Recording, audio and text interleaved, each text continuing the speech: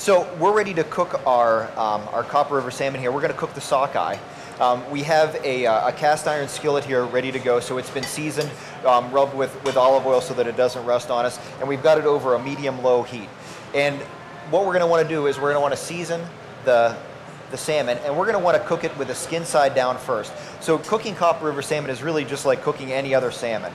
We want to season it with a little bit of salt. We're going to add just a touch of oil to our pan here. And the benefit of salmon is that it does have a lot of healthy fat already in there, so we don't need to worry about adding a whole bunch of oil. And then we're going to pick our salmon up, and we're going to put it skin side down. And by leaving the skin on there, we're going to give it some nice texture with the skin. As it cooks, it's going to get really nice and crispy, so it'll actually taste good and eat well if you get it nice and crisp, and it's going to help to lock in a little bit of the moisture. So having that barrier on the bottom with the skin to the pan, that'll keep it nice and moist and cook it to the optimum temperature for us. And then when we're ready to flip it over, we'll season the other side and then turn it over. We're ready to get our salmon flipped here. So we're going to take a little bit of salt and we're going to season the top of it. And the way I can tell is that if you look at the bottom, it's kind of like cooking a pancake. When you start to see that brown around the outside, and we can see that the fat line there. So we have the skin, and then there's a thin layer of fat between that and the flesh. So as that starts to become a little bit lighter, a light brown to a white, then you know that our skin's going to be ready. Or you can just look at it and see, feel it a little bit, and it's nice and crispy. We're going to want to turn our salmon over.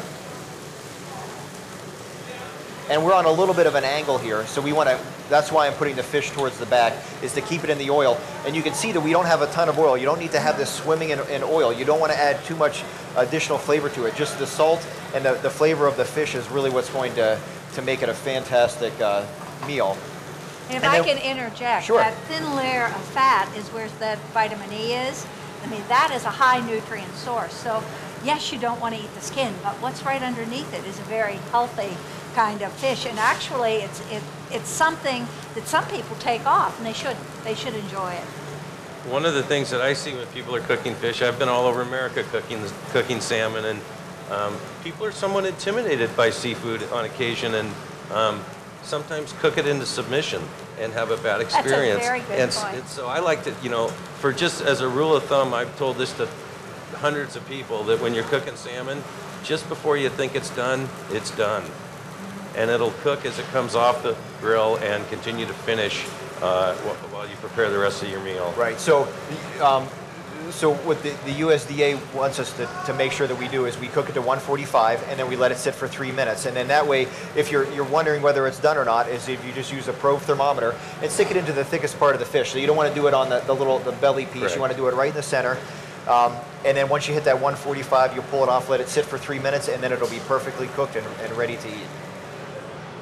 We're going to put that on our plate, and we've got a great meal here.